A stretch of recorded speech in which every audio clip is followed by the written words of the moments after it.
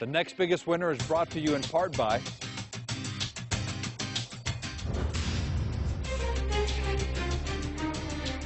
Welcome back to the next biggest winner. Today we're speaking with top-level management of 3 public companies. With me now is Marc Askenasi, CEO of InterAmerican Gaming. Marc, welcome to the show. Thanks for having me. So you're a technology company. Tell me a little bit about InterAmerican Gaming and your first app out of the block, SoFit. Sure. InterAmerican Gaming is a public company. We're focused on disruptive technologies, particularly with a mobile and social slant.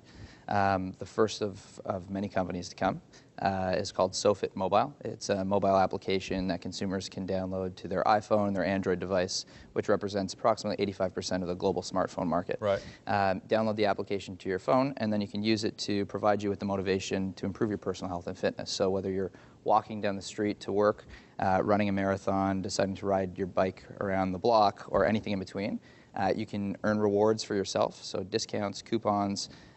You can earn money for the charities of your choice, and at the same time you can compete against your friends from around the world. Now what I like about this, a little bit different slant that you guys have, is most of these apps are your friends have to donate to you, but in your situation you've actually got corporations involved in some of the rewards and even in the rewards process. Yeah, absolutely. So I mean, what's really interesting and unique about our model is we have brands coming on and sponsoring gifts and rewards for people, encouraging them to go out and improve their personal health and fitness. Additionally, we give people the option of working out and earning money for the charities of their choice through either sponsorships from brands or soliciting them from friends. So I could go out and I can call or email 100 of my friends and say, hey, will you donate a couple bucks to this great cause? And if they so choose, I can earn money while walking to work in the morning. It's pretty unique. In fact, you mentioned that on your way here, you raised $30 for ALS. Yeah, exactly, for Augie's Quest ALS, which was one of the charities that we're working with out of the States. How many, you may not be able to give me the specific numbers because you haven't announced it, but yeah. With any app, you've got to try and find an audience. Where are you guys at right now, and if you can give us a ballpark? Yeah. We launched over the summer. The way our application works is we align ourselves with channel partners. Those channel partners can be anyone or any companies or organizations, from charities to fitness centers to brands themselves, and all of which work with us. We create challenges and events on our platform, and then they go out and they push it to their user base. So what we expect, and our model is based around our channel partners driving bursts of users to our platform. We did one over the summer. It was our beta version.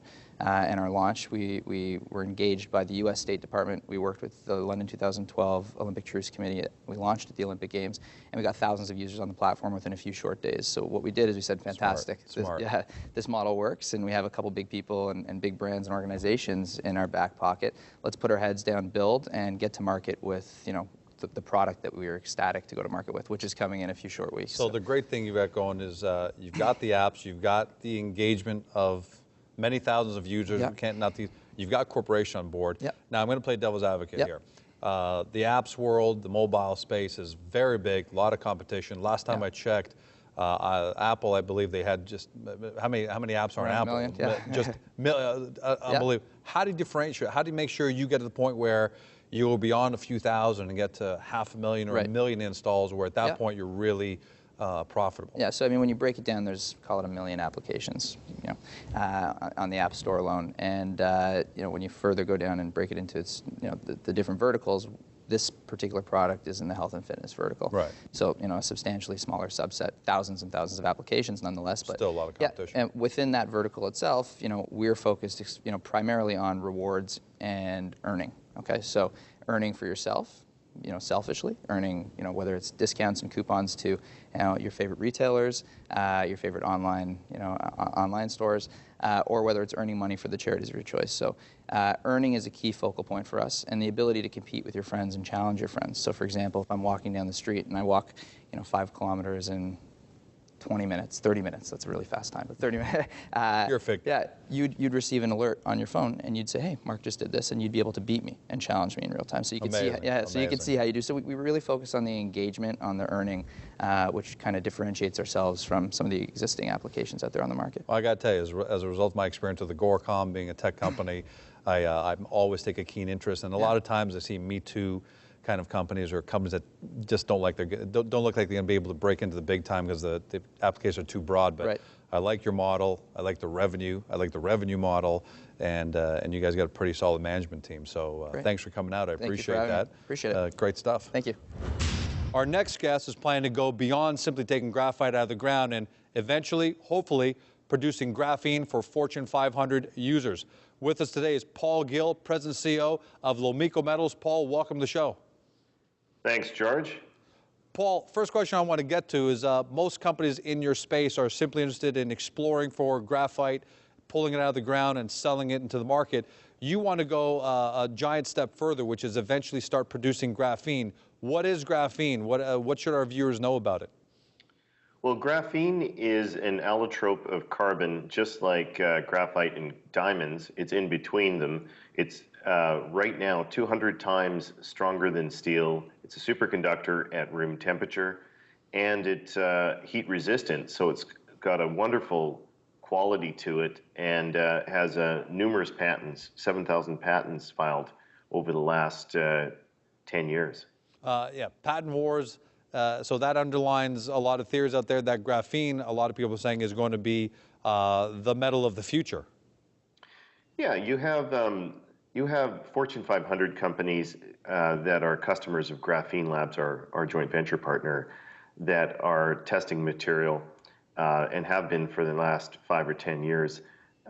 U.S. Army, NASA, all of these big U.S. industry groups are involved in the development of this product. So we see a bright future for it. You just mentioned Graphene Labs as a joint venture partner, which I think differentiates you from a lot of graphite companies out there. What is that you and Graphene Labs are looking to accomplish, and at what stage is your relationship today? Yeah, we've signed a strategic alliance agreement with Graphene Labs, and the purpose of that is to send samples of graphene and, in fact, hopefully develop a vertically integrated business that will convert graphite to graphene. Reason for that simply is that the graphite market fluctuates wildly, and it's not a huge market. It's a small market of 1.2 million tons if you include flake, amorphous, and lump all together. So we want to be able to get the highest price for our product. Right. And graphene currently sells for anywhere between $100 to $1,000 per gram. Now, in order to get to graphene, you've got to have the graphite. So let's go back to the nitty-gritty a little bit. You've got your Cathermille property in Quebec. Tell us a little bit about that property and why you think it's going to be a great source of graphite potential in the future. We've done a exploration program at Cathermille, and we've come up with some good results. We have high-grade graphite located in marble gneisses at the surface. So this allows us to extract it very easily, very cost-effectively, and it's also been tested for carbon purity under a graphite characterization. Right. And we found that there's very high grade of carbon content across the board in various different sizes of flake. Let's end off on this note here. Up until now, people used to graphite being used in their pencils and maybe even their tennis rackets. Where do you see the demand for graphite in the future, and how big a demand are we looking at? Is graphite going to be that important to the production of future products and technologies? Yeah, I believe that's the case. Right now, graphite is growing at 10 to 20% a year. The market does fluctuate, so we expect to see continued growth, possibly the use of graphite in lithium-ion batteries, replacing synthetic graphite, natural flake graphite being used in that process. I think will be very important to the growth of the industry. And generally speaking, I think that we've got a product in graphite that will meet the world's needs. So I think that natural flake graphite has a big future, and graphene as well has a very bright future. Paul, I want to thank you for joining us today. Look forward to having you on future episodes. Thanks, George. We're going to cut to commercial and be right back with our roundtable discussion. The next biggest winner is brought to you in part by